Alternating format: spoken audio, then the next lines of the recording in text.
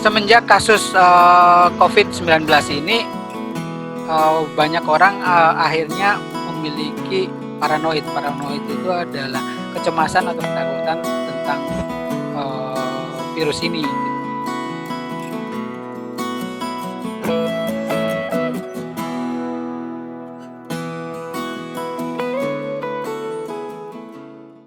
Pemateri selanjutnya itu ada Coach Mario.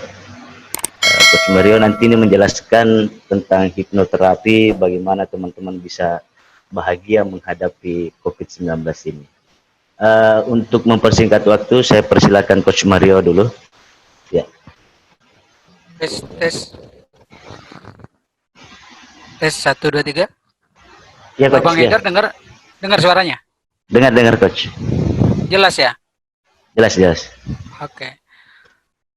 Langsung aja Bang Eder buat biar waktunya nggak terlalu banyak kebuang.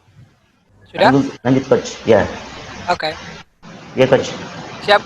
Oke, assalamualaikum warahmatullahi wabarakatuh.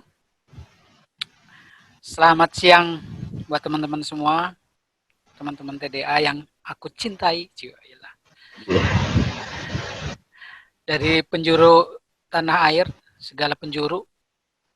Dan mudah-mudahan sharing hari ini bisa bermanfaat. Melanjutkan sesinya Kang Suci. Ini saya fokus di masalah pikiran saja, karena itu salah satu yang saya tekuni selama ini. Jadi nanti banyak cerita, bisa tanya-tanya segala macam. Oke, next. Oke, next ya. Paling bentar.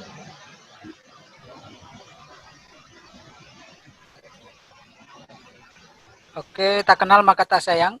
Oh, tak kenal maka tak jualan. Jadi kalau nggak kenal kita susah untuk jualan. Karena jualan itu yang paling penting adalah kenal dulu, baru kita jawab. Nama saya Mario, nama panjang sebenarnya panjang banget. Dan dari saking panjangnya cukup dengan satu kata, Sumaryono. Keseharian saya menekuni satu lembaga konsultan SDM, pelatihan karyawan, dan juga lowongan kerja.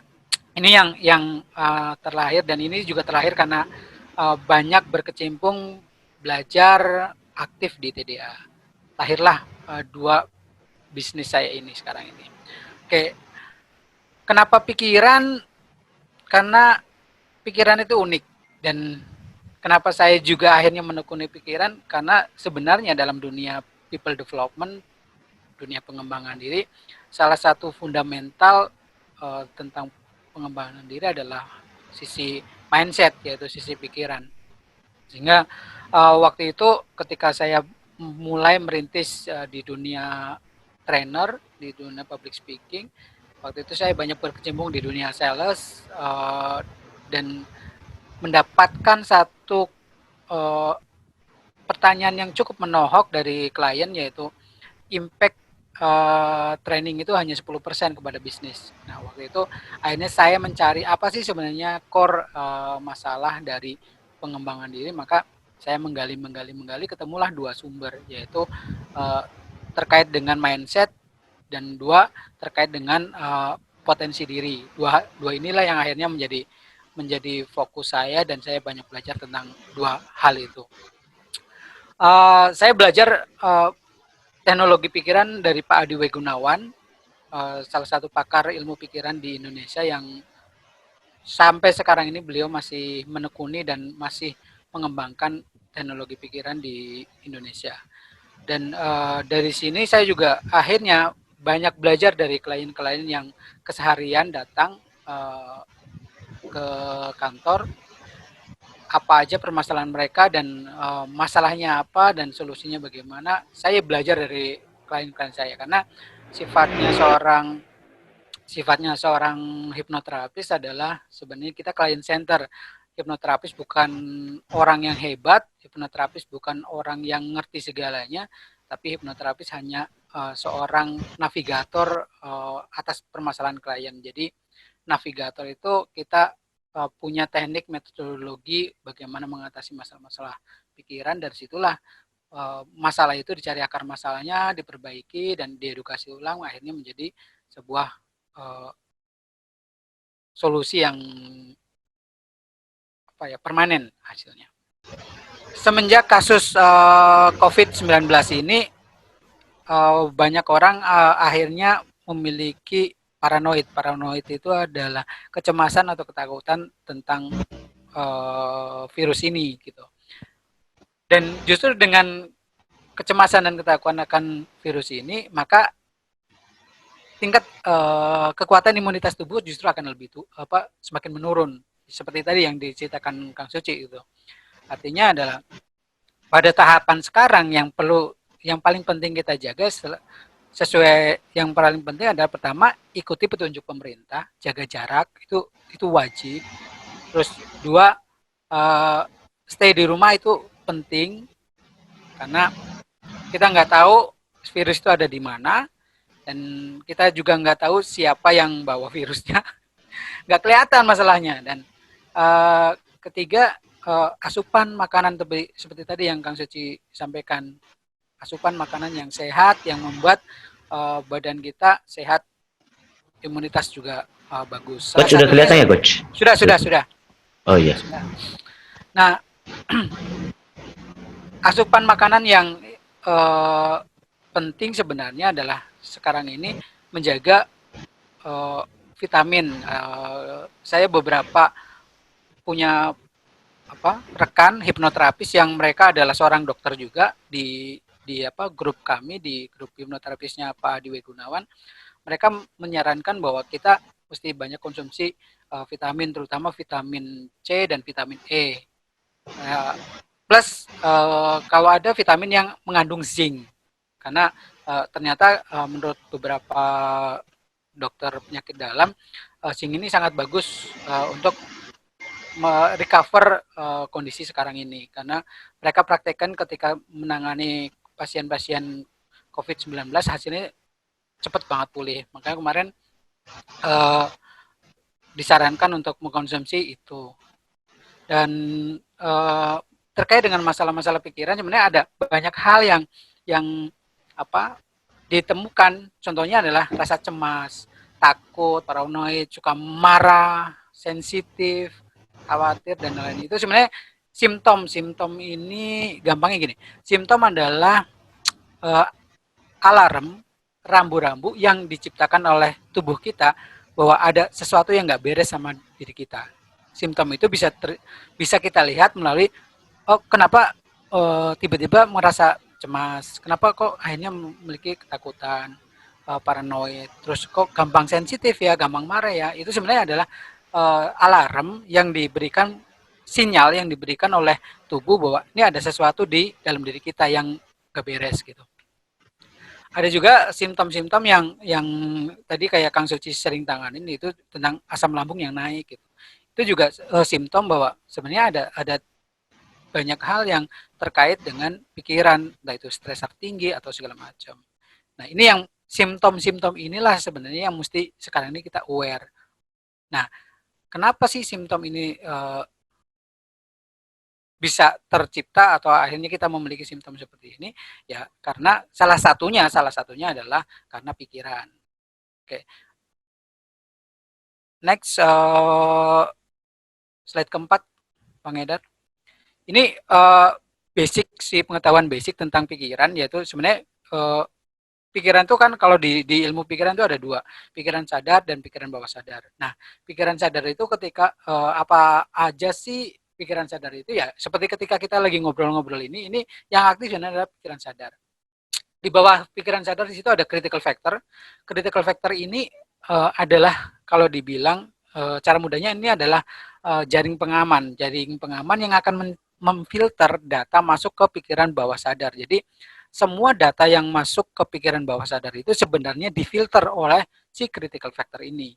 Hanya saja sifatnya critical factor ini dia akan sangat tergantung dengan basis data di pikiran bawah sadar. Jadi kalau basis datanya di pikiran bawah sadar itu terlalu banyak negatif, maka yang akan difilter dan boleh masuk ke pikiran bawah sadar adalah yang negatif.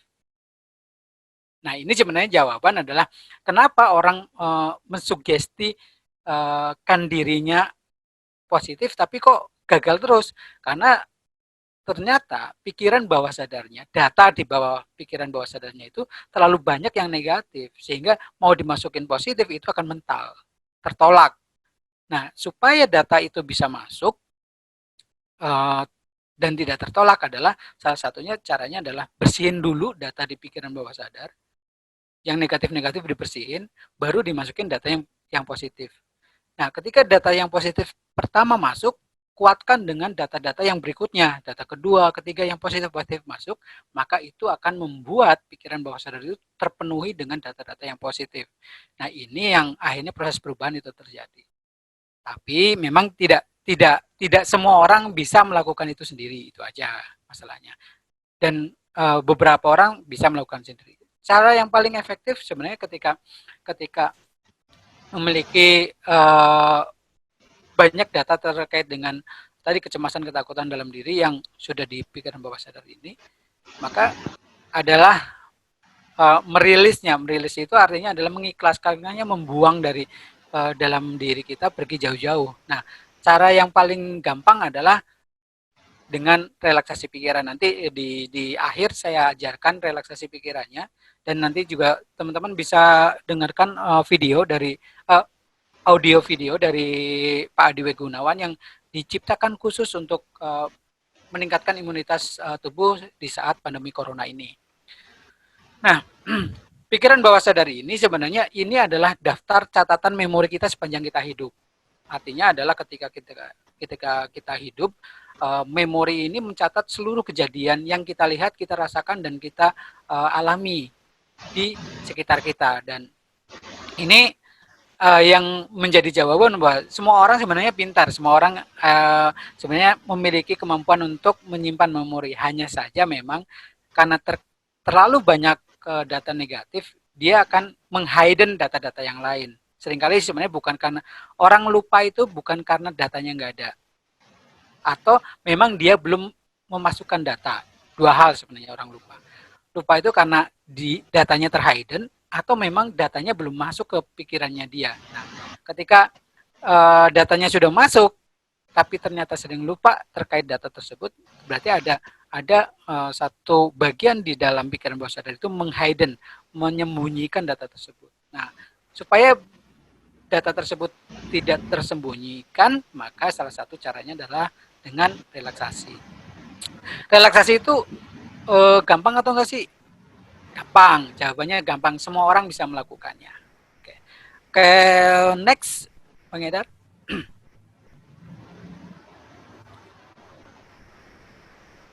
Slide berikutnya. Nah, ini prosesnya, proses bagaimana sih sebenarnya satu program itu bisa tercipta dalam diri kita.